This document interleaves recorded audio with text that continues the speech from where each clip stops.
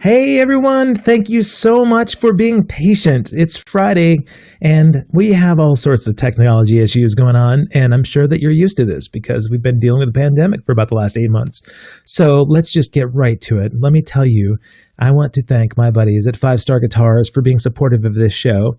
This is their logo. Boom. If you go to www.5starguitars.com, you'll see an inventory of great guitars, great equipment, lessons, repairs, everything you need, and there's no sales tax. So if you're outside the Oregon area and you want to get a great deal on guitars, go to www.5starguitars.com and purchase. Let them know I sent you. They'll appreciate it.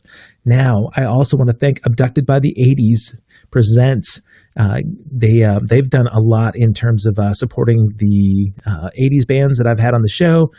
So if you're watching this from another location, please do me a favor. Go to youtube.com/allaccesslive with Kevin Rankin. Go to the subscription button and right here, boom, subscribe to this now and you'll be notified of all past and current upcoming events. So future events to be coming in the short time are Martha Davis from the Motels. We'll get another set of drummers as well. Dave Aberzees will be rescheduled. So subscribe at youtube.com/allaccesslive with Kevin Rankin. Now, we don't want to lose this. I got my buddies all the way from across the pond. And so my friends Jack Hughes and Nick Feldman from WANG CHUNG are here. Thank you guys so much for the patience. I know we had to deal with, we shouldn't be expecting to have perfect technology, right? You're in a different continent. Well, especially when I'm involved, yeah, absolutely. Yeah, no, man. You know what? I think at this point, everybody's had adversity that they've overcome. Now, there's one thing that's just not right. I don't have beautiful artwork behind me like you guys have, so I feel like I'm stuck in an alleyway, and you have wonderful. Yeah, well, that's the drummer, man. That's the way. Yeah, I had this painted especially for the show. Thank you for doing that. I appreciate that. We've got a ton of people already here that they were so patient and waiting. So Kent Marquardt, Claudia Odenthal in Germany, Donna Carr in Canada. Wow, it's Thanksgiving weekend here in Canada, by the way. So happy Thanksgiving weekend to you guys. Kevin Alberga, Catherine Cluth, Denise Hopkins, Karina Maid, Kent Marquardt, and M. McGillian. So all sorts of people waiting patiently for this. You guys, let's start first of all by saying we just did one of the Abducted by the 80s Presents events where they did a live broadcast from your show. And I could not believe the lineup that you had in that band. I watched it like everybody else did, and I had goosebumps, man. Oh my God, that percussionist and her voice. Yeah. Where did she come from? Deborah Dobkin. Well, that's Deborah Dobkin, who's still a really good friend of ours. She, I can't remember who found her, but she's one of those session people who just play with everyone. She's a ringer. She's amazing. I mean, she played with Bonnie Raitt for a long time, and with Don Henley and Spinal Tap. Oh, really? Play with her. That's all you need to say, man. If it's exactly, if you're sensitive to Spinal, and she didn't die, she didn't blow up. No, but no, she's great, and yeah. So she's been around a lot of really great artists, and not just one-off sessions, but proper kind of part of the band. And she's lovely, yeah, and a good artist too, good painter. The whole band was amazing, but it's interesting because I've gotten to watch you guys hundreds of shows over the last several years. We've been touring together, and I feel like I know the set so well and the dynamic of the show.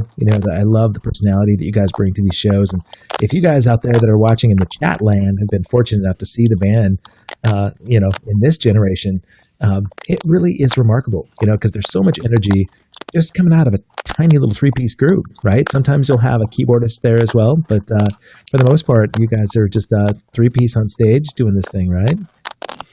Yeah, the Wang Chung experience. That's right. We talked about Q&As. The other day, somebody asked which was Wang and which just Chung. Is it the same answer this time? Oh, it's absolutely. Yeah. I think I sort of co-opted Wang without really asking Chung if that was all right, but he seems to be all right about it. Is it considered a slur at all to be a Wanger? In the States, it kind of is, yes, I suppose it. Maybe that's is that why you're a bit quiet about it, Jack? Well, I just had a chat with Clive and Andrew from When in Rome just before we talked, and I told them that we'd be talking, and they said, "Please say hello to the Chungers for me." And I said, "Oh, the Chungers. That's better than the Wangers, I think, right?" So, you've got people from Colombia here in the chat group, which is really, really nice. That's great. A lot of fans. This Kent Marquardt, I had a question. Do you mind if I ask a couple questions from the people in the chat room? Sure, go for it. Okay. He says, with the recent release of the new Sign of the Times box set, what memories can you guys share about Prince? We got some good ones, haven't we, Jack? Do you? Yeah. Because he's my all-time favorite artist. I don't know if you knew the Purple Connection, but... Yeah. Okay. Yeah, you want to? Will you start, Jack? Are you getting a little crackle? Jack, I do hear a little crackle. Yeah, is that on your end, Nick? I don't know. Is it me? If I'm, can you hear Jack? Not much pop. Jacko? Yeah, can you hear me? I don't know if Jack can hear me. Yeah, he can hear you. Yep. I can't hear him. Watch that headphone plug a little bit, Nick. See if you can plug that into your device a little bit. Just make sure that it's all the way in. I think it's fine. It sounds perfectly good my end. Does it? You're not hearing crackling? No, not at all. Okay. I definitely hear it, Jack. And my apologies to everyone out there if this is a huge distraction to you. We are dealing with technology all over the world. If it's not civil unrest, then it's something else, right? So not fires or COVID, but, if it's not too much of a disruption, Jack, I'd love to hear your Prince stories. Okay, well, I'll just talk, and hopefully it won't crackle. The story that I remember is 1984 when we were touring with the Cars, I think. We were in Minneapolis, and we were invited to Paisley Park, the club that Prince owned, and we were sort of like ushered up into this kind of VIP type area. The club was packed downstairs, and after a while, rather diminished figure came up towards us with two huge bouncers on either side of him.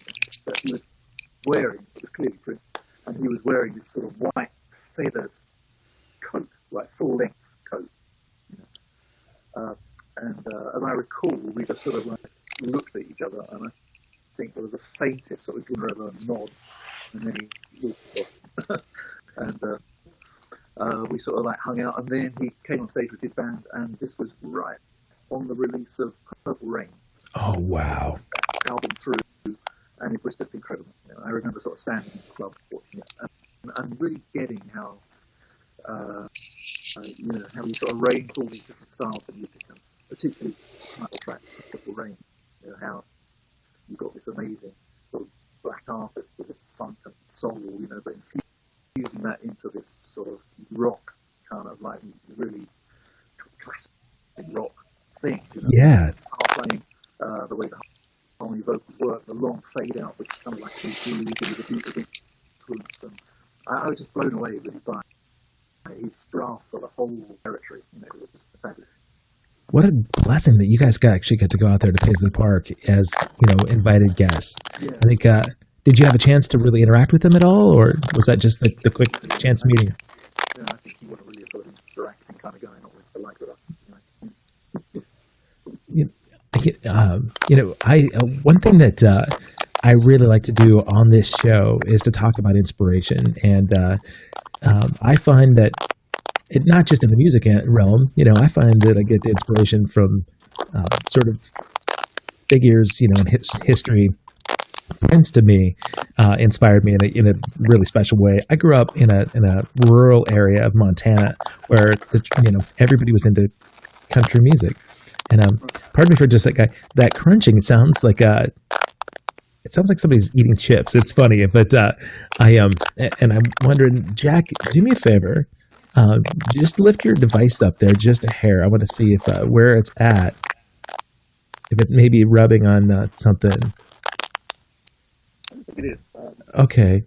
Yeah, because I just noticed your audio is real. I can't hear Jack at all. You can't. I don't know what he. I mean, I could see him going like that. Yeah. Stuff, but I couldn't hear. Can you hear me, Jack? Can you go like that if you can hear me, Jack? Okay. I don't think. Yeah. Oh, he can. Yeah. Yeah. I can't hear him at all. We had some issues like getting into this. I'm wary of trying to get too deep in the woods about trying to rectify volume issues and stuff. But I was thinking about inspiration. The other day, a couple of days ago, Eddie Van Halen passed away, and the world was really shaken. Now, when Eddie's music, really Van Halen blew up into this real commercial market about the same time that Wang Chung really took America by storm. So when Everybody Have Fun Tonight, and Dancehall Days, and To Live and Die in LA, that was all going on at a time when Eddie Van Halen became this sort of iconic guitar hero. Were you guys affected much by his music at all? Yeah, I mean, we like Van Halen. They were on Top of the Pops, the big show in the UK. Right. It was Jump, I think, that was, remember the first time we were on Top of the Pops. And it was a bit of a moment for us being on that show. It's an iconic show in the UK. They were on that, or their video was on it anyway. Okay. And, I mean, it's hard not to kind of, Eddie Van Halen's sort of big smile, as he's playing and everything, and it's kind of infectious. And of course, he's a great player and everything. Yeah. All the band, fantastic. So I've definitely got a bit of a soft spot for Van Halen. When we talked before, I know that Nick, your background was more in punk rock and those sort of formative years of punk rock, and Jack, you had more of a sophisticated, I think interest in classical music. I wondered about the crossover, whether or not the rock and roll thing, really became, something that was sort of too out there for you guys, or if it was, because I know growing up in the 80s, if you were a hard rock guy, it was frowned upon to be into the new wave music. If you were a goth or punker, then the soft new wave pop music was kind of, you get a hard time about it. So it was much more tribal, wasn't it? Yeah. In our older age, I think you could be a bit more kind of appreciative of different genres and stuff. I certainly am. Do you find a new audience now from people that maybe frowned on the new wave audience back, or the music back in the day? Well, I think playing to like 80s shows and stuff. I think you probably get all sorts of people who previously might have liked certain types of 80s bands, but wouldn't have liked all the bands on the multiple bills. Do you know what I mean? So I think there's a general sort of more communal appreciation for that era. Do you know what I mean? As we've all got a bit older, I think those sort of dividing lines are definitely less. So you can sort of look back and enjoy. Maybe we wouldn't have been sort of, hanging out on the front row of a Van Halen gig, but we definitely like them, But sure. It's sort of can appreciate it even more now. I would think that as if you looked at the age demographic of people mid-teens to early 20s, as Wang Chung fans back in the day. You might not see the same people at, say, a Van Halen show, but now, for sure, people would cross that line. I think because, you appreciate the music in all sorts of things. I know for me, the hard rock era was that genre was something I was really into. I go back and I listen to a lot of the lyrics, and it's a little vapid and silly and superficial now, but it's more about the memories I had with that music in the day. I suppose so. Yeah. Nick, I'm going to ask you one thing. I wanted to ask if we unplugged your headset for just a second, see if that does anything at all to this audio. Okay. Let me try. Thank you, buddy. Let's see if that takes the crackle out. I noticed a few people are saying, "Oh, this is really." How was that? It doesn't make. Oh, now I'm completely gone now. No, I can still see you and I can hear you here, but yeah, well, hopefully, you know what. Yeah, some people are speculating about the connections, but I'm gonna just what I'll do is maybe just direct individual questions to you. I've lost it completely. Kevin, is try leaving and coming back because the distortion trackle is so bad at this end. I can't really hear too clearly. Okay.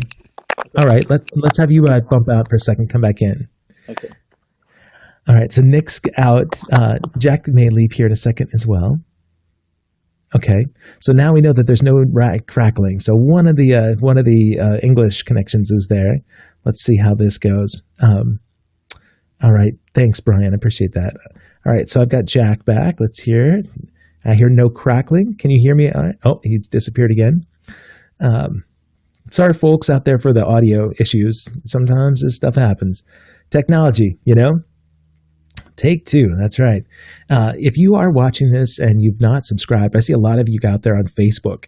So please do go to youtube.com/allaccesslive with Kevin Rankin and subscribe, and you'll get access to all the old clips as well. Hey, Jack, I see you and I'm hearing you, and I don't hear the crackle. Can you hear me all right? I hear the crackle, unfortunately. Oh, the crackle is there. Yeah, I'm wondering about that audio just with the phone. I'm so sorry, buddy. No. Let's see. We'll try and see if this happens when I ask you some questions. While Nick is getting his set up again, I want to ask you about the Primitif record. Sure. Is it possible to talk about that while we got the Yeah, I'm just trying to get this. My phone needs charging, and it's like I have to be on the floor. Oh, I'm so sorry, buddy. No, isn't it funny that the hurdles we have to jump these days to communicate? Sure. So the Primitif album, yeah, it's amazing. This is something that was a long time coming. You worked on this for quite a while. Well, in a way, not actually. It was. It all sort of came in as a rush between about sort of the end of December 2017 through to about beginning of April 2018 is when I wrote the bulk of the songs. And to begin with, I wasn't really sort of planning on doing anything like an album. In fact, I started with the cover of "The Look of Love." Really? Just sort of messing around. Yeah. And that's the first track because chronologically, that was the first sort of thought. But I kind of like the way that turned out. I like the sort of spontaneity of it and the fact that I put on this sort of end section, that modulates furiously through a whole bunch of different keys and stuff. Yeah. And out of that, I started just writing. Well, I'd written some sort of poetry really at the end of 2017. I was writing a poem a day to try and sort of capture some of the feelings I was feeling at that time. Sure. And I started, in 2018, taking some of them for songs, cannibalizing them a bit, taking bits of a verse and then adding to it, And by the middle of 2018, I got to this point where I sort of felt, I've got this album, but I felt that there was more. And then I started thinking about the double albums that I loved when I was a kid, sort of Beatles' White Album and Bob Dylan's Blonde on Blonde and, all sorts of things, right through to Prince's Sign of the Times. Actually. Oh, yeah. I think is one of the great double albums, And I wanted to try and do that thing, where you take on the double album format so that you have, the kind of meaty songs, but you also have stuff that perhaps in other circumstances you'd throw away or you save for another time and work up into something else,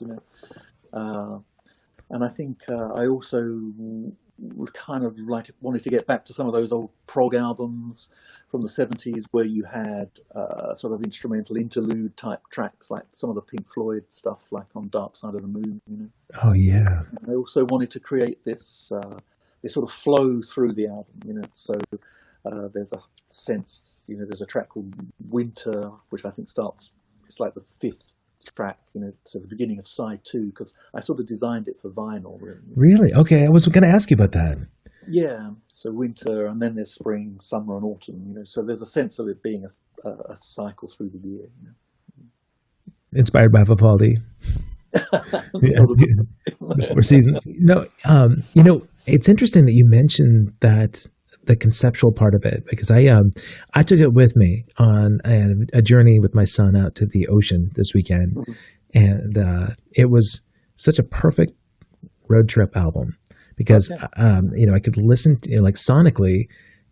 There's a lot going on. It had depth and depth to it.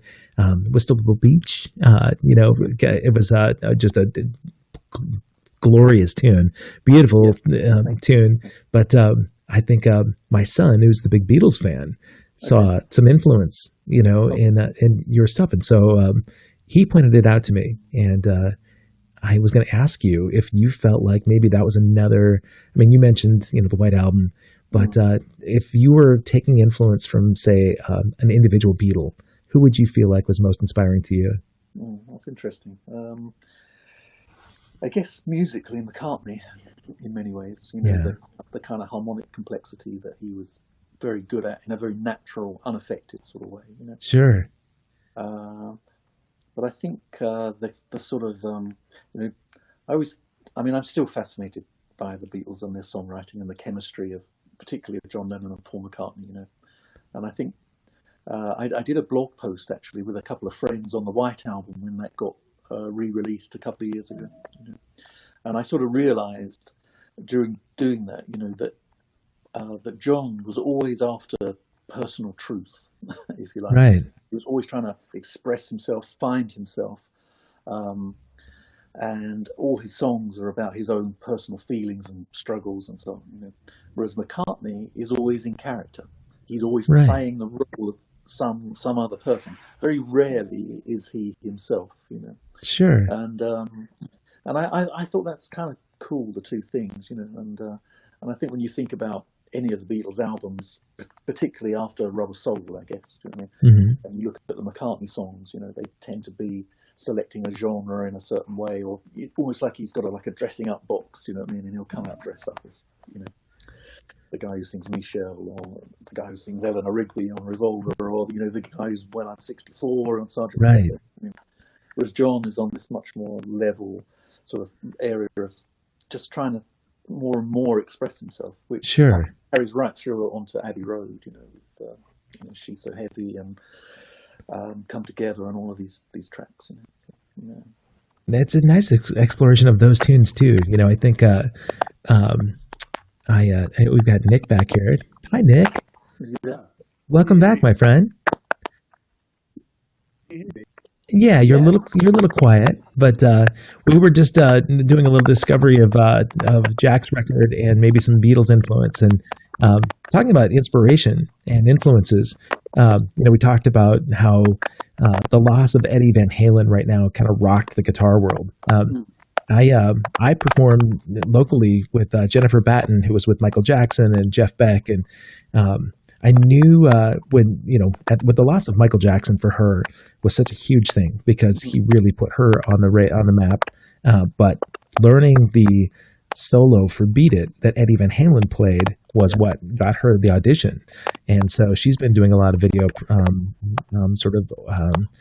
recapping, and she broke down the solo, telling people this is the song that bought me a house. Thank you, Eddie Van Halen, for this provision. And I think over the last few years, we've lost a lot of iconic musical heroes. Of course, people like Michael Jackson and Prince, and local. Recently, we've had tremendous artists. Ginger Baker this time last year was another one that.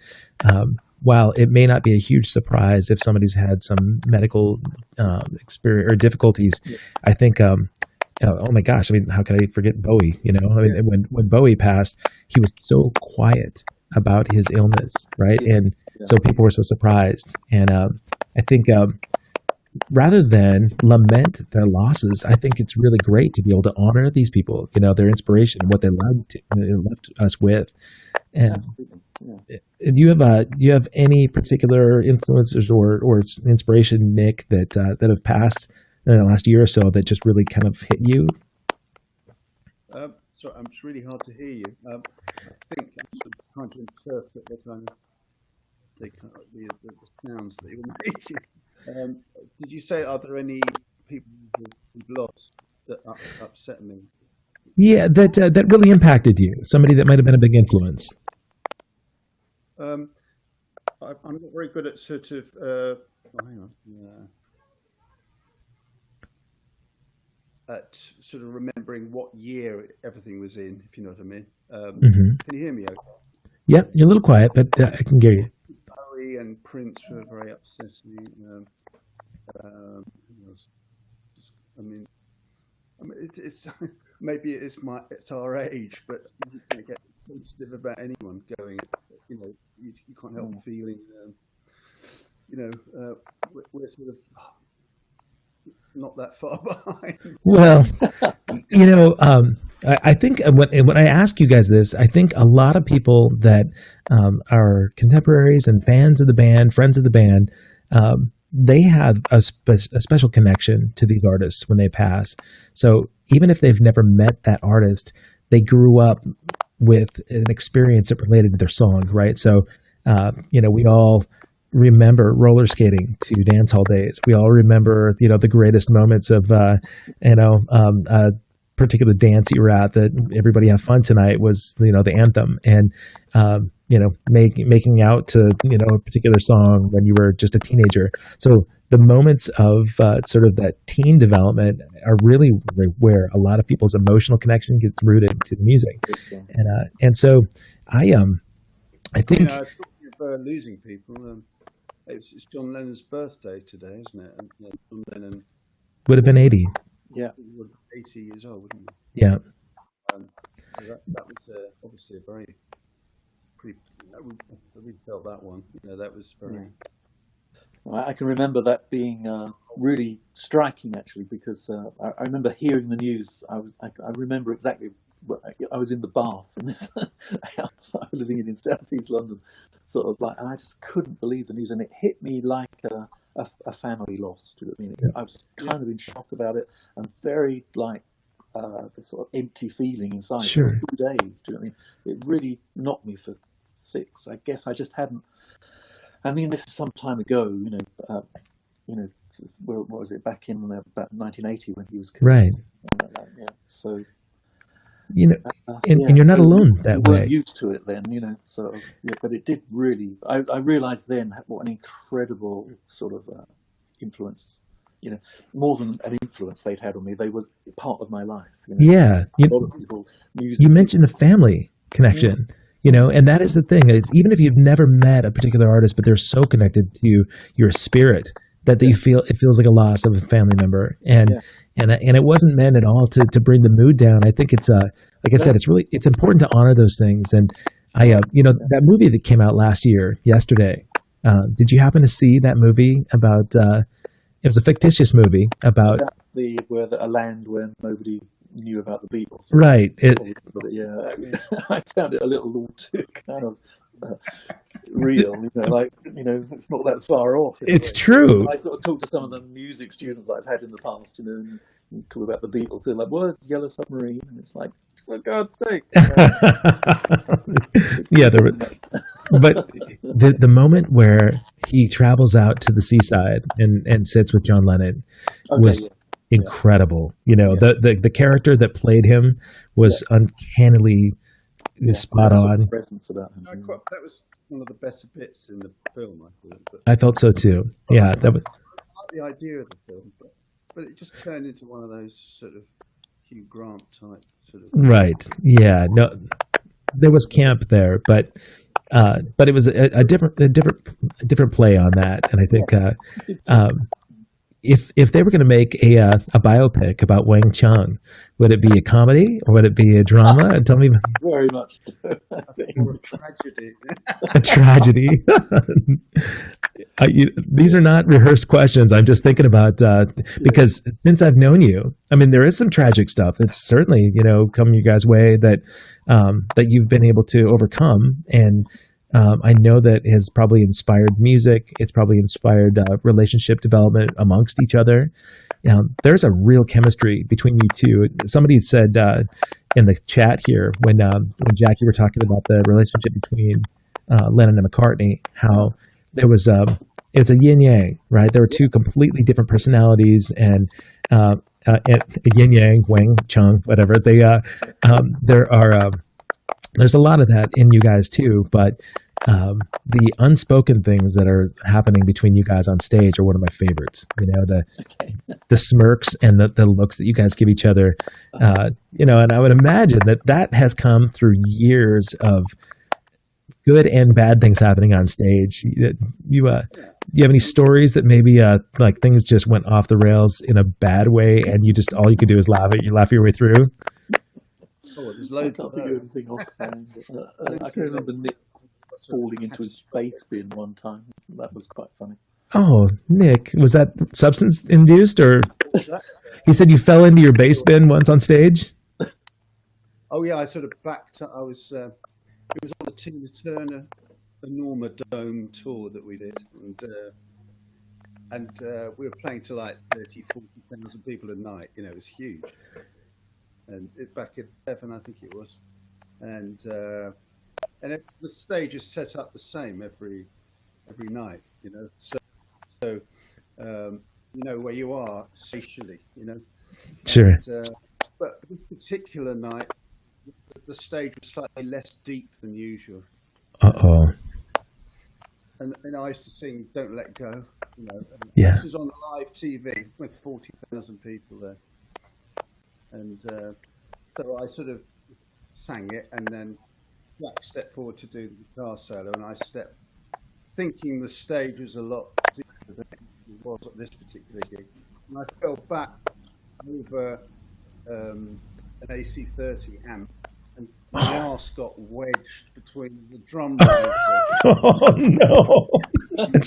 You're stuck Up in the air, you know, legs up, literally up in the air, and on live TV. Oh no! Oh please! Try and find that. Please, somebody have this on YouTube. So they kind of pulled me out. This is all Wild Don't Let Go. By the time Jack finished his solo, they sort of pushed me to the front of the stage. Oh my God! Were you having to sing? Oh, you obviously weren't on the mic singing at that point, so yeah. Got there in time. It was so embarrassing. I tell you. Oh. But that's one of many massive embarrassments. Are you the clumsy guy in the band? Well, I think we've all had our moments. But yeah. There's always one though. You know, in my years of playing with Animotion, Bill Wadhams would be the first to agree that he took risks on stage, and we had a couple of those moments too, where like he was feet in the air. He tried to stand up on guitar amps to be the rock god, and ended up tumbling over and also taking the keyboards and the guitars down with him. But it had to be on live TV as well. Of course, yeah. No, you know what? If you can laugh through that, people appreciate the fact. You know, if you're angry, but yeah, it happens to everyone. I tell you what, though, I learned a lesson from that because, after the show, sort of, when we were leaving, we sort of bumped into some fans and stuff, and I was still kind of embarrassed about it. And I was going, "Oh God, it was so embarrassing when I fell over." And they were like, "What? We didn't even know." Oh, so it just made that I sort of realised you just got to kind of keep going, and yeah, if you do that about it. It doesn't matter. So I kind of, it was a good lesson that. You talked about those live things. I was just thinking about the early days in MTV too. There were all sorts of those events hosted by our friends like Downtown Julie Brown and Nina Blackwood, Martha Quinn. Did you guys have any of those live like summer, spring break kind of things that you guys were part of? We did do that actually. Did you? Spring break thing down in Daytona Beach, didn't we? But I'm not sure that MTV were filming it. Actually. Okay. Yeah. You know who was on before us? Who's that? James Brown was on before. That was at our peak. Wow, James Brown opened for Wang Chung at Spring Break Daytona. Yes. That's kind of wild gig. That would have been a nice pairing. If he jumped in and played with you guys on that gig. Would have been great. Yeah. James Brown, but I don't think it was his. I think he was really not in a good place at the time. God bless him. That was a rough era for James. Yeah. it was kind of not sad. He was still good, but not anywhere near as good as he would normally have been. Yeah. He off stage just couldn't stop playing. Elvis and James Brown had a very similar end to their careers, I think. But a couple of the questions that people had out here. Michelle was asking if you'll ever perform Hot in Here again. Yeah, yes. I'd love to, actually. I say I'd love to. It's really tough to sing that. Yeah. Because there's so many words, many more words than the average Wang Chung song in Hot in Here. But I kind of really like doing it on the TV when we did it, I like our version of it. That's cool. I thought that was on a big sort of, what's a syndicated nationwide TV show in America, and Jack sort of just nailed it, singing it live. I was pretty impressed by that. I mean, it's not that we'd played it regularly before that. Yeah, well, never really. Really well doing that. You've got. It's actually we've put it. It's going to be on this compilation album of 80s artists doing covers that's coming out next year. It's called Really Rediscovered. It's called, and we put forward Hot in Here for that. So. Oh, nice! That's cool. That. You have another guest I noticed behind you. Is this somebody who likes to share the camera with you? Yeah, this is Grace. Hello, hello, Grace. But she seems to be getting better now. She's beautiful. Wonderful. Hey, so Brian Kano says he's hoping for a remastering and release of some early Wang Chung tunes, Ornamental Elephant, Drive Me Crazy, and Dreaming Hills of Heaven. Are those some songs that might have a rebirth? They will, yeah. Really? We've been involved in this reissues project for some time, which has got really sort of snowed with some sort of legal record company stuff, but we're getting through that now. We're almost out of the woods with it. So once that's all fixed up, then what we want to do, the plan is to release each of the albums. So Wang Chung, Points on the Curve, To Live and Die in LA. Really? And Mosaic, Warm Side of Cool, and Taser Up. Release them as sort of deluxe box sets, all of the outtakes and B-sides, and so the Wang Chung stuff will have that, the really early stuff that we did on it as well. We've managed to locate a whole lot of stuff. We have this amazing guy, Vinny Vero, working with us, who's just like really doesn't give up tracking all this stuff down, and he's been amazing. So I think we've pretty much located everything, some stuff that people have never heard. That's cool. Going back into those early 80s stuff that we were doing. When you do come out with that, are they able to get that here at the official Wang Chung website? Do you think you'll have that? Yeah. Hopefully we'll have cheered that up a bit by then. Yeah, we're just deciding what the best way to do it is. I know we're certainly talking to, or Vinny's been talking to Cherry Red Records. Right. Based out of London? Yeah. But it's going to, we've heard some stuff that, didn't even know existed, or certainly hadn't heard for, like alternative mixes of, like Chinese girls on the very first album we did, Wang Chung. Things like that, interesting to hear them. And so Vinny's been brilliant in tracking everything down. So this is, for the Wang Chung heads, this is going to be a really good journey, I think. Trying to remember what happened back in the days and writing annotations for each album, song, and everything. So it's going to be a real, very comprehensive, very detailed. You know what I love about those kind of collections is seeing the formative moments when you guys write those songs. When you find like pencil sketch napkins with lyrics and and sort of reference points where maybe you're at the coffee shop and you guys are talking through ideas, or maybe stuck in a subway somewhere and you get these references.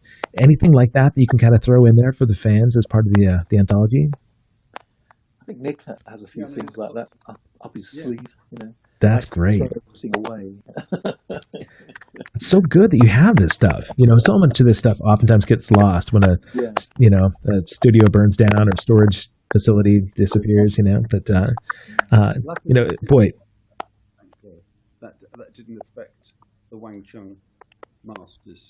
I know a lot of other Universal artists, you know, lost a lot of stuff, you know, but ours was stored in another warehouse apparently.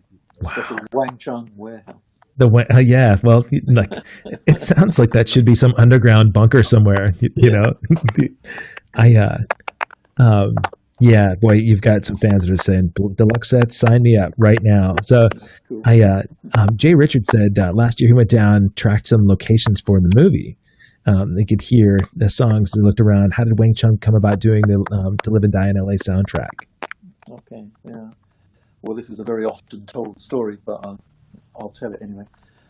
So, essentially, we were working on a follow-up to Points on the Curve, and things weren't going well, to say the least, you know. So we sort of stepped out of the studio for a while. Essentially, we were sort of really having to think about what we wanted this album to be, you know. And out of the blue, I was visiting a friend of mine, and the phone rang in his house because this was 1985, early 85, you know. So way before mobile phones and all of that stuff. You know. So his phone rang, and he picked it up, thinking, you know. And he said, "Oh, it's for you," and gave me the phone. And an American voice said, "You know, Mr. William Friedkin would like to speak to you in half an hour. Will you still be on this number?" And I was like, "Yeah, okay." So Tim, my friend, he had to go out and do some teaching, I think. You know, so I sat on my own in his flat in Bloomsbury in London, and sure enough, in half an hour's time, you know, with Mr. William Friedkin, who I sort of thought, again, you know, you didn't have a phone so that you could sort of look him up. Sort of, but I kind of thought, God, he did The Exorcist, and that's kind of all I knew about him, really, you know. But we had this conversation, and Billy, as I now know him, you know, he's very kind of straight talking, very down to earth in some ways, but also incredibly educated and erudite in other ways, you know. But essentially, he said he was working on this movie and that he was using our song "Wait" as a sort of temp, what he called a temp track, when they were watching the rushes back in the sort of after, you know, evenings after a day's filming. You know. And he just got used to the way that music sounded with the visuals. And I think maybe he tried to use a more conventional film composer, and it wasn't working. You know. So he just got in touch with us and said, you know, would we do some more music like "Wait"? You know. So, and he was very kind of direct and sort of said, you know, I don't want songs, you know, what I really don't want is a song called "To Live and Die in LA." I just want instrumental music, you know, just like "Wait." If you just record it for me, I'll cut it into the film. You don't have to worry about it syncing and stuff like that. You know. So that's kind of what we did. When Nick and I went in the studio with a drum machine, we worked with a great engineer called David Motion.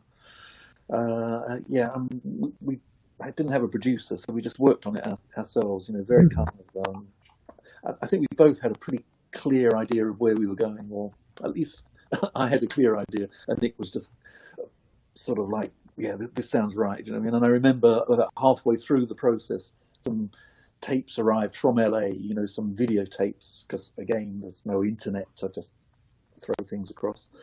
So and I said, I don't want to see these things, you know, because it's just going to throw us off track, you know. And Nick was like, well, I'll watch it, and, you know, and so he went off for an hour and watched these things, and came back and said, yeah, we're on the right track. We're on the right track.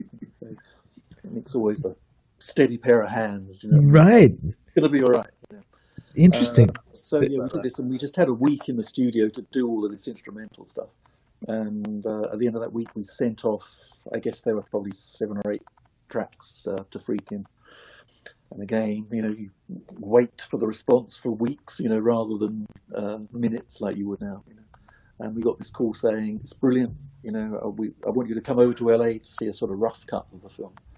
So you were still living in England at the time? Yeah, we recorded the whole thing in London. You know? Okay. So we recorded in London, you know, a movie about LA without having seen the film at all. Oh, but yeah. So, yeah, and then so we flew over to LA, met with Billy, and he took us over to this soundstage, Todd AO, which was a soundstage that he owned at the time, I think.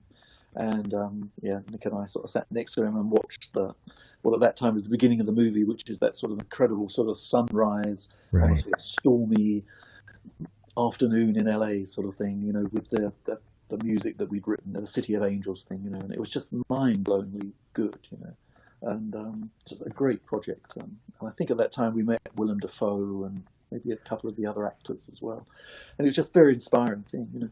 And when I got back to the UK, the song "To Live and Die in LA" just sort of came out, you know. I was, and I came sort of phoned Nick up and said, I've written this song, you know, I know we're not supposed to do that, you know, and so we sort of sat down together and did a bit of work on it together and sent it over to Billy, and he was like, it's brilliant, you know, which again is a sort of testament to his sort of flexibility in a sense, you know. He wasn't like, I told you not to write. Right, that's a lot of respect and trust on his part, for sure. He sort of was into it, you know, and he actually reshot a whole section at the front of the movie, you know, to accommodate the song. And really, so that whole thing with the guy who jumps off the building and lets a bomb off is was all reshot for the front of the movie. No kidding, I didn't know that story.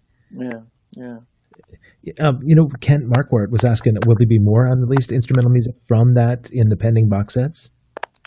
Well, without giving away disappointing news, there isn't a lot more. I think there's a couple of other sort of like variation cuts of almost remixes, really. But you know, we were pretty much up against it, you know, to produce what we did at that time. Sure. So there weren't really any sort of stuff that got thrown in the bin or anything. I lost Nick. Yeah, he just started to speak and he disappeared. There he is. Hey, let's. Hey, Nick. Yeah, we lost you for a sec, but you were just going to ask something. Loved it so much. I don't know if Jack said this already because I couldn't hear him very well. But the movie, in a lot of instances, to the music, you know, as opposed to the other way round, which is it normally is. Yeah. So that's why I think we haven't got a huge amount left over music, because it was all so integral to the whole thing, and he really sort of kind of got inspired by it. You know? Yeah, I think he did do a lot of, because we had this lovely thing. Was it last year that we saw him? He came over to the UK. And they did a special screening of To Live and Die in LA at a cinema called the Prince Charles Cinema in London, in Leicester Square, you know. So Billy was over, and the three of us sat and did a sort of Q&A with Mark Kermode, who's the sort of big film critic in this country. It was really fantastic evening. But at that point, Billy was sort of saying, like, yeah, you know, I didn't really know what to do with the film, and when I heard the music, I saw it and I cut the film to the music, you know. So the film is really, you know, just a music video for which is not true. No, he had the whole thing pretty much balanced. But I do know that there are certain sections where he sort of like extended them and let the music run its course. Wow. You know? And I always love that in movies. You know, you get it a lot when movies use like a classical piece as a bit of soundtrack. You know, sure. The scene usually runs on a lot longer than it would normally, because, you know, the pace of, it's a complicated concept in a way, but I think there are two paces in the movie. There's the pace of the narrative, you know, which is like the pace of real life in a sense, you know, and there's the pace of the music, which is much slower. Sure. Know?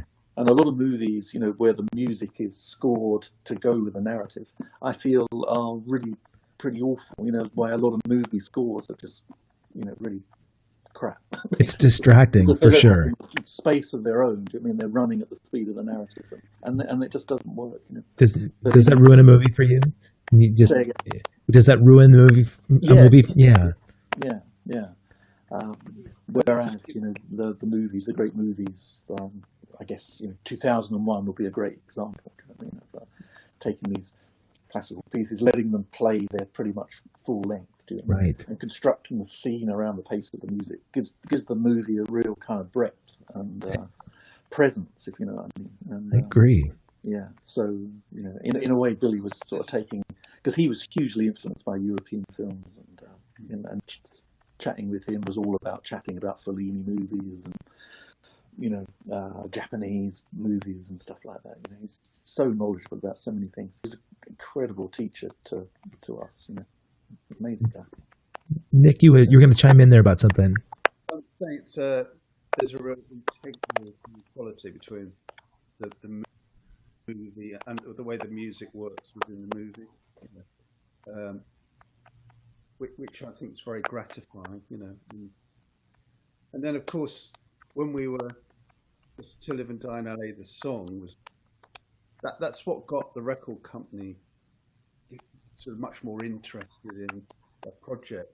For them, it was all a bit of a diversion. They just wanted to get on with writing the follow-up to Dancehall Days and get on with hits and everything.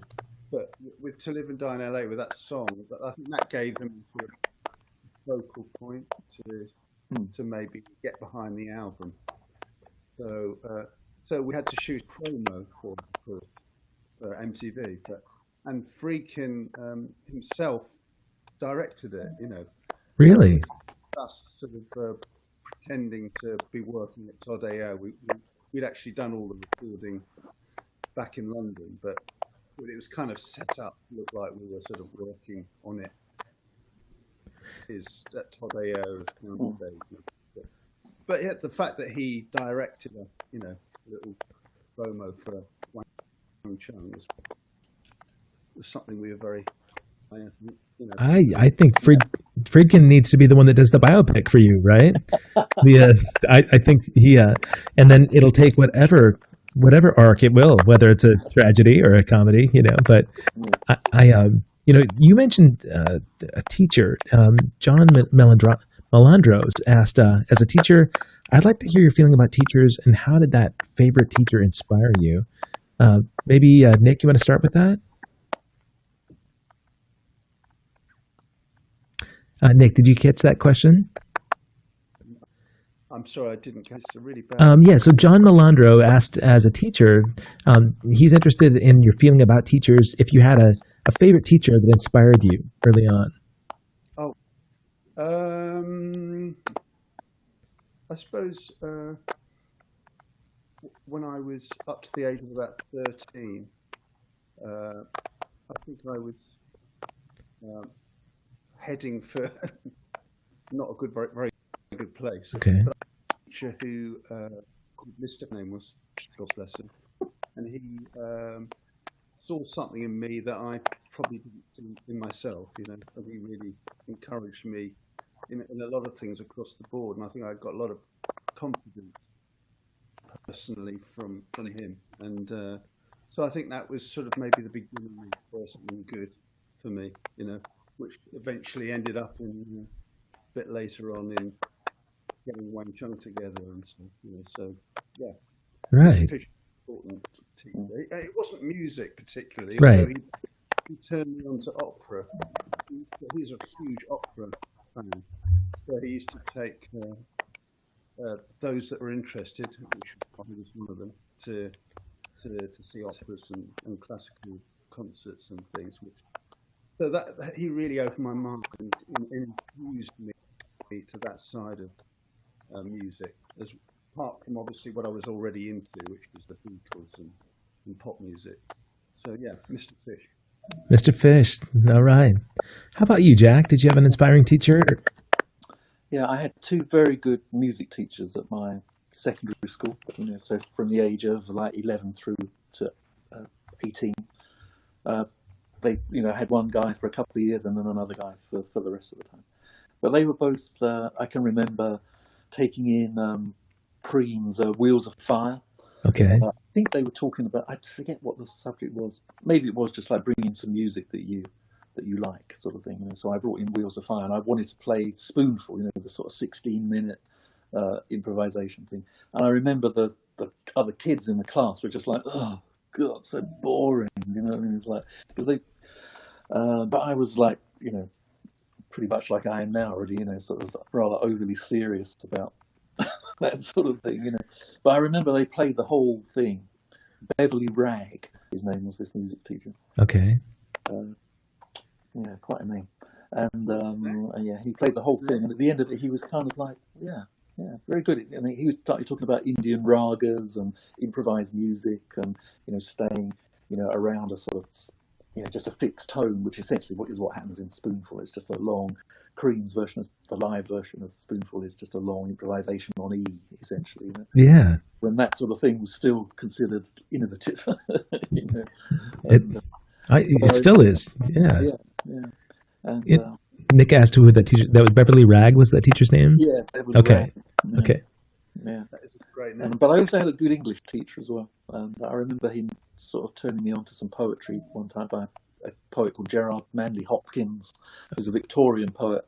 He's well known kind of thing, but that was a particular way of writing that was very sort of musical in a way, like using language like music, rather than writing in sentences that were logical, Sure.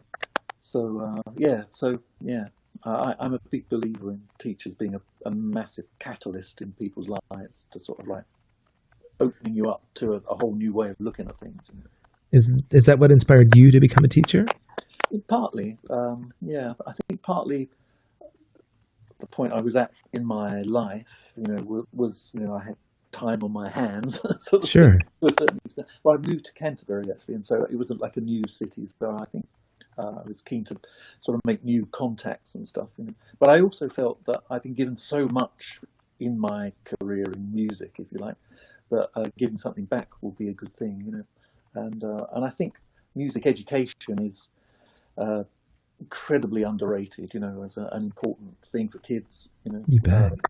Adults as well, really, because it's very much, it's very personal. It's very much about you. It's quite challenging, in all sorts of ways, physically and intellectually, but it's also a sort of world that opens up to you as well, of like very sort of, amazing minds, and I'm not just talking about Beethoven and Mozart, but, George Gershwin and Paul McCartney and Eddie Van Halen, for that matter. Right. So much of it is about that personal experience. You're right, and I think studies have always shown, right, that music education, that music itself develops a different part of your brain than other curriculum, and so just involvement with music early on is such a great formative thing for children. When music programs get cut, from academia in Very short time. and it happens, in pretty much every country. But one thing that I will say is a silver lining to what's happened in the world because of this pandemic is that teachers are forced to teach in a different manner now, and using in a virtual streaming technology way like this. Even if we have technology issues going on, you can touch people in different areas. I work with a nonprofit organization that has provided a music education program worldwide. It started here in my state in Oregon, but they made it available so that all the resources are available online, and it's sort of self-paced. There are assessment tools along the way, and now they're in every continent. And I think over 1 million students are receiving music education completely free. It's all grant funded, and that wouldn't be available, if it weren't for this use of technology. So there's at least, an opportunity for some more people to get access to it. I think I'm grateful for that. Our dear friends, Frankie and Michelle, they wanted to know, when you wrote The World in Which We Live, did you think of it still be relevant as relevant as it is today? Yeah, it is quite remarkable, actually, how prophetic relevant it feels, Yeah. But maybe it does point up something that perhaps it's not exactly reassuring, but it's like there's always shit going on. Yeah. Just a little more shit this year, Well, it's particularly bad at the moment. I wouldn't doubt that.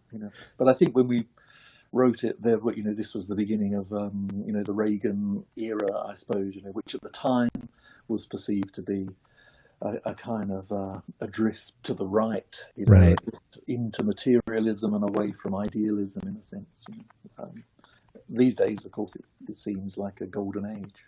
It's their golden age, right? Yeah. Yeah. Oh, that was a golden age. Comparatively, yeah. But compared with now, now it's kind of almost comic book insane, isn't it? It really wouldn't know where to begin to talk about now. I was wondering if you had to rewrite the song. If you had to rewrite the song with the narrative for today. Yeah, you wouldn't need to change it. Our recent record we did with the Prague Philharmonic. That was a track that we did for that album. It was quite interesting redoing it orchestra. Oh, bad.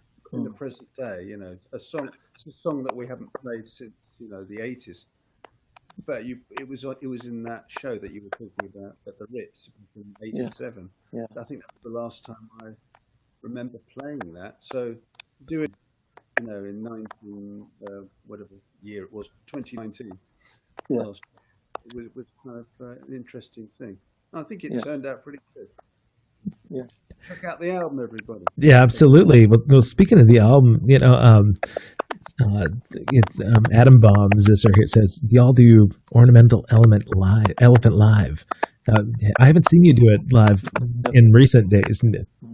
Back in the really early days, I do remember playing it. It was one of our first kind of gigs of any profile as Wang Chung, and we were supporting Jethro Tull, I think, at this big outdoor festival. And what we would do with Ornamental Elephant is we had a Revox tape recorder with the drone on it. Oh, okay. So we just hit play, and the drone would go, and then Darren would go, and the drone never wavers away from the sea, I think it is. So it was playing away, and as we hit play, it was going, because it was some kind of to do with the direct current or something instead of AC. It was, so because the power was coming off of a generator or something, and it was just the most horrendous. And people are crying and early things where you're standing in front of this big audience. It's your big moment. It's probably our first number or something. And you don't know what do you do in that situation. You can't kill the drone, can't kill the elephant.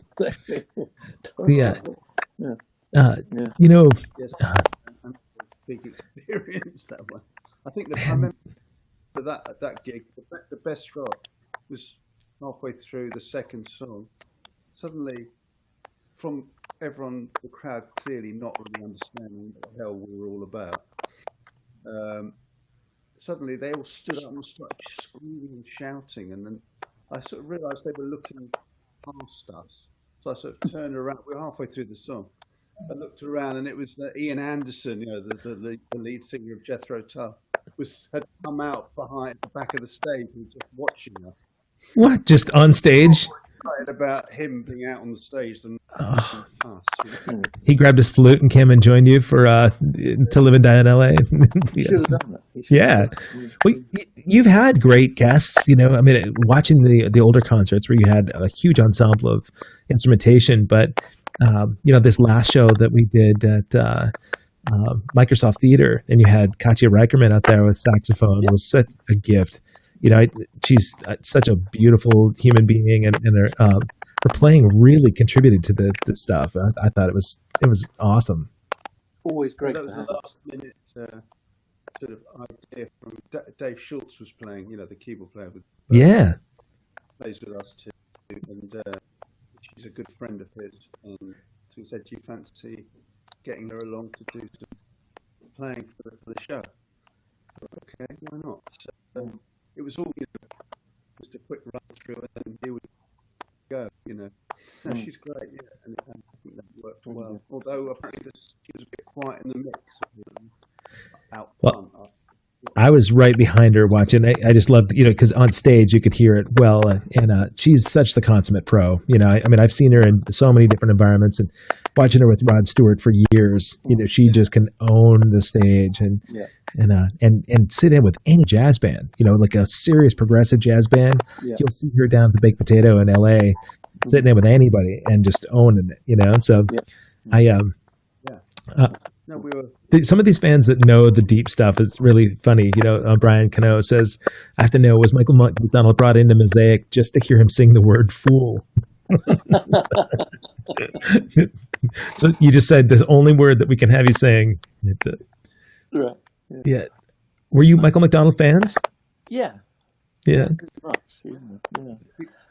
Yeah. There was I always thought it was a kind of weird choice to have him sing on our record, But was that a producer idea? It was a producer idea, as I recall. I mean, it's not like we were against it exactly, And Peter Wolf, just had this sense, Michael's voice, it's like, everything he sings is just gold dust, Which is probably right about that. I'm not sure that it really worked for us, but then. I think the weirdness was probably just doing that track at all in the first place, to be honest. Sure. Yeah. I think his contribution to it was perfectly all right, but yeah, I think we deviated a bit. Maybe I think we got probably my fault actually. I think Peter was so keen to do the song with us, but we didn't write that song, so it was a cover. Yeah. And Peter was all excited that it was going to be really good, so I kind of went along with that. And I think you were not so sure, Jack, but I was never into it. But I sort of bow to the greater wisdom of you and Peter. Yeah. Peter was he was a risk taker. Peter took a lot of risks on records that he produced. I know. So the days of sort of like Aerosmith doing those big ballady type things, and Diane Warren, wasn't it, who wrote those hits, and I think there was a sort of sense of like we could do a similar thing, Yeah. But yeah, I think it was rather sort of misjudged for who we were, really, But it was. Having said that, it was very fun working with him in the studio, and working with Peter, you got to meet all kinds of super interesting people, in that LA session scene, and also because Peter worked with Frank Zappa, he knew all the guys from that world as well, Sure. So it was really interesting, and I always remember the sessions around Mosaic, with Sada Garrett and I forget the name. Was the bass player, wasn't there? He used to hang out at the studio with us, Patrick somebody. And we played. Vinny Colaiuta played. Oh, well, Vinny played on Warm Side of Cool, didn't he? Yeah, that's right. Vinny was playing with you on. Yeah, he played half Warm Side of Cool.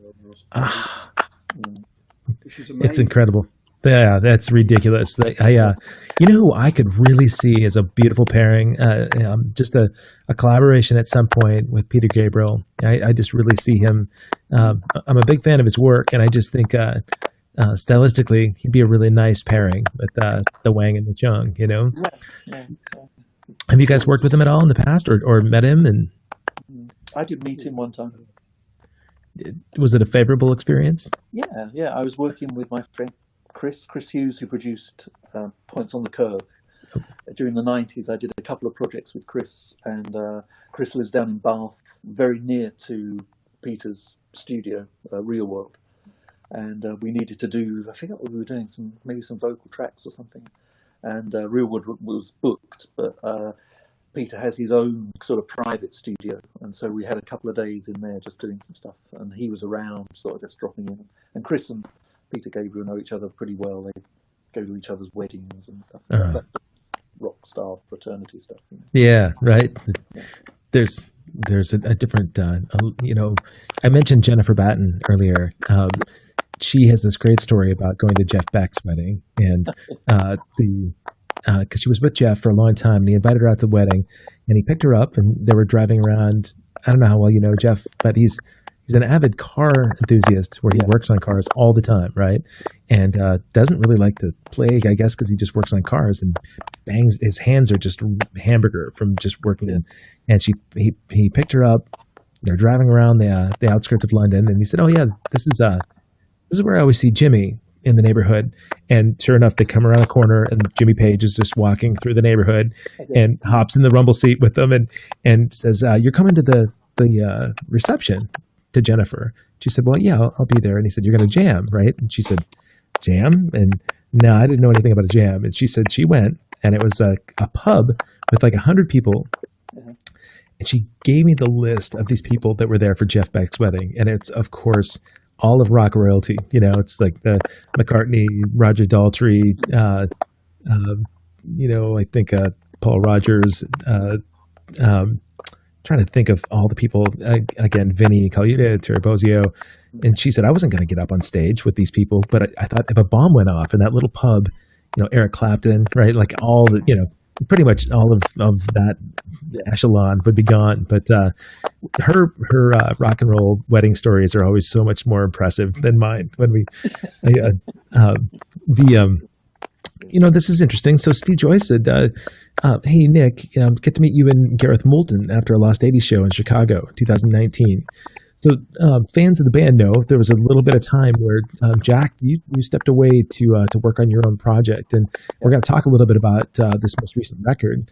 Yeah. But in that phase, people got to see sort of a different side of what music would be like with somebody else, playing guitar. And did you ever get a chance to go out and see the band like that when you weren't fronting it?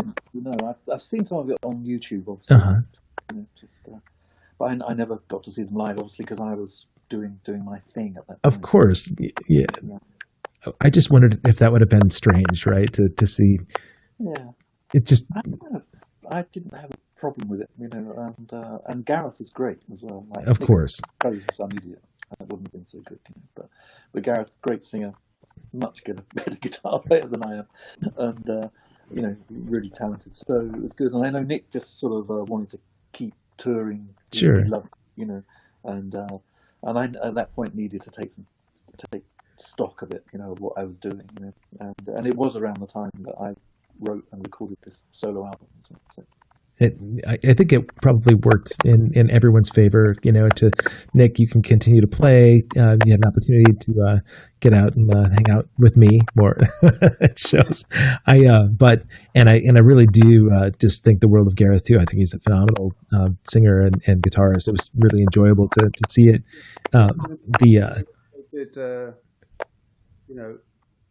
When Jack decided to step back for a while. Obviously, it's not an easy proposition for me and for Wang Chung, for him to not be sort of performing. So that was, my God, there's going to move my phone, people. How are we going to fill that one? So that I just had this idea of merging two bands into one. The Wanking crew, or merging Wang Chung with the Cutting crew, and just right. Sort of trying to thing slightly that wasn't fully just Wang Chung. Sure. And so we did some stuff like that, which was kind of quite unusual, I think, at the time, and worked pretty well. So that was with Nick and Gareth, and then some Wang Chung stuff came up, and I really kind of got a good working relationship with Gareth. So we could do some Wang Chung stuff. Jack was okay about it, so we just kept flying the Wang Chung flag for a while, and then which is good. So everyone was okay, and then but now it's back with Mr. Chung. That's right. I think somebody aptly pointed out in the chat. The great thing was the communication was always strong with you guys. People that may have had concerns, like, did something happen to Jack, or did you guys have a falling out? Because we see that in other bands, right? It was never, thankfully, it was just a great communication that you guys had between each other that said, hey, let's just, let's allow us to go off and do this thing while I do my thing. Let's come back together. And it's back in when was it, 1998, I think it was. That when I sort of I went into the music business on the other side of the desk, so to speak, and he was an A&R guy at Warner Brothers and Sony, and I think it was that time that we were always offered tours, but I just couldn't do them, and I know Jack went off. I was totally fine with him going off and doing a tour, as Wang Chung. He got another band together, and it was back in 2000. Yeah. 2000, that's right. Yeah. So, that's fine. It's sort of it's worked both ways. I've gone off and done Wang Chung, and so's he. And obviously together we've done a lot. So it kind of works in all ways. The nice thing is for the fans that they really can appreciate the fact that there's no animosity, amongst you guys. There's a lot of reverence and respect, and Speaking of reverence, our friend Melinda here says, Wang Chung is the most fun at the Lost 80s live shows. She loves the flock of seagulls, but Wang Chung just gets it every time, including Josh's contribution. So I have to agree. It's never fun to go on stage after you guys because, oh man, how do we up the game? I can have a great time on stage. My bandmates, I'm proud to walk out there and do our thing, but I have so much fun watching you guys that to me, it feels selfish. I broadcast almost every one of your shows on Facebook Live because, number one, I love sharing it with everybody out there. And number two, I like to have it as an archive for myself so I can go back and focus on it. We finish the shows, and then when we're driving to the next venue, the next tour the next day, I can go back and I can watch the Wang Chung performance. So I was loving all that. But so thinking about that time that you took off, Jack, and Nick, I'll have you, if you don't mind hanging out for a second while I talk to Jack about this record. I want to do two things. Number one, I've got these links, so if people want to dig through the archives a little bit and go check out the Wang Chung site, there's an archive with some old material, and I'm sure as the new material gets released that they can find out about that. There's a Bandcamp site link that goes to the music, and you can click and download and buy from there. But now there's also the Jack Hughes site. So jackhughes.com has this side of Chung and Mr. Chung, and so the Primitif album that came out was this combination of writing over the last few years. And you talked about your inspiration earlier. How did you come up with the ensemble that was recording on that record, the band? I guess the year before I released this weird album that in fact it's a 12-inch vinyl, but there's only music on one side of it, and it's a 25-minute sort of jazzish improvisation on a song by Beck called Nobody's Fault But My Own. Oh yeah. And so I was we recorded it actually quite a long time before it actually came out, like 5 or 6 years before we recorded it. And that came from one of these. Canterbury is a really interesting music town, really, and there used to be an organisation that put on a sort of new music festival that was principally a classical music thing, really. But they kind of liked what I did, and they would ask me to sort of do a piece. One year it was working with some poets from the university here. Another year it was working with a string quartet, I think. And this particular year, I said I'd like to work with this rock band in Canterbury called Siddhartha. So Canterbury has this tradition of sort of a kind of prog rock, but rather than with prog rock like Yes and Genesis, those bands in a sense blend rock music with a sort of classical music sensibilities. Sure. They're powered by the keyboard players in the bands who are classically trained, and then that sort of sweeps into their rock and roll thing. Whereas in Canterbury, the interest was more with free jazz. So it was a strange mixture of free jazz and rock. And these Canterbury bands sort of have this sort of legacy that carries on to this day. And Siddhartha are these young guys. Back then they were in their mid-20s, I suppose. Now they're sort of more early 30s. So I wanted to work with them. And we did this gig where we played a soft machine tune, and then a piece where we sort of all came together with this version of Nobody's Fault But My Own. Then we recorded it and then put it out. And the whole process of working with them really generated my interest in their drummer Josh McGill, and basically Josh plays on Primitif. Joel, his brother, who's the bass player in Siddhartha, he is a great engineer and a useful sort of pair of ears for me to sort of, because he has a good modern sensibility about how modern records sound. Sure. Also mixing for vinyl and stuff like that. He's very into analog gear. Oh, nice. Stuff, and again, there's a couple of little studios here in Kent where you can, where they have all analog gear and you can record to tape and stuff. I'm old enough to know that recording to tape doesn't mean it's going to sound any good. Yeah. In the butt, basically, But yeah. So with Primitif, the musicians I used were essentially from that. And then I also worked with Baby Unsala. She was a wonderful singer who worked with us on a version of Everybody Have Fun Tonight, a re-record that we did. Okay. So sings on the orchestral record, I think. Does Baby sing on that? Yeah, she does, doesn't she? Yeah. Anyway, so I called her up and she came and sang on a few tracks for me for Primitif as well. So and she's just brilliant. I mean, there's a track on Primitif called "Stand in a Place of Love." Okay. And I sort of put her vocal into the sort of far right hand speaker, and it's just a single take from beginning to end. Like before she left, I said, "Will you just sing a bunch of stuff on this track for me?" Yeah. And I just kept the whole thing as she sang it. It's just absolutely brilliant, I think. I was interested to see where that came from. Yeah, that was if that was an afterthought or if you wrote it that way. That would. The only track I really wrote with her in mind was a track called Autumn. Okay. Which is the penultimate track on the record, which is the last song that I wrote for it, and I particularly wanted her to sing the end section of that. Yeah. Okay. Yeah, and how great was it to get to perform the record live last week? Well, amazing. Really amazing. Stressful. Yeah. Still recovering from it. Was the first show you've played since the pandemic? Yeah. The last show I did was in LA, that Microsoft Theatre.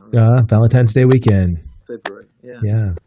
So, I mean, I think just this whole sense of actually just doing the gig, just actually walking out to the stage and doing it, I won't say it was a miracle, but it was, the whole lead up to it, I thought we're going to get some government announcement or the theatre's going to call and say, it's not really working or whatever, but we just sort of kept going. We did the rehearsals, and we did manage to do it all within reasonable social stuff. Do you know what I mean?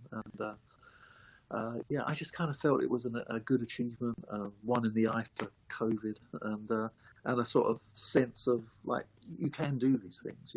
I get that it's not for a lot of bands. It wouldn't be financially viable, right? You can't have enough people in the theatre to really make it pay. But, and for the venues, it doesn't make sense a lot of times either, right? But this is a venue that's sort of partly subsidised by the university, I think, as well. So, okay. But they were particularly good about letting us do the gig, actually. So I could see that they were kind of taking a risk a bit with it. But it was it was great to do, and we recorded it because a few people were saying, would we live stream it, and because of these technical problems, I was reluctant to do that, and also I don't really like the sound of live stream stuff, right? The whole aesthetic of it, and these. I'm probably just too much of a control freak to kind of just let it ride like that. But we filmed it and recorded it, and I've had it recently to the sort of rough mix of it, and it's good. So we're going to put a sort of thing together. I don't know whether we'll use all the material or just like a couple of the songs, but try and get something out before Christmas so people can see it and wow, experience it. Hopefully, in the way that it sort of affected in the room.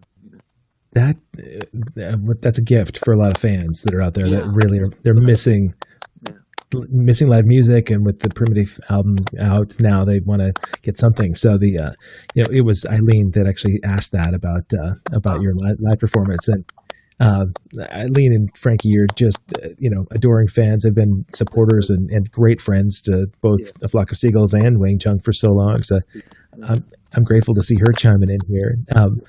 It's funny, this as D. Joy says, his dad's 83 and he had a Wang Chung cassette in his car in 83.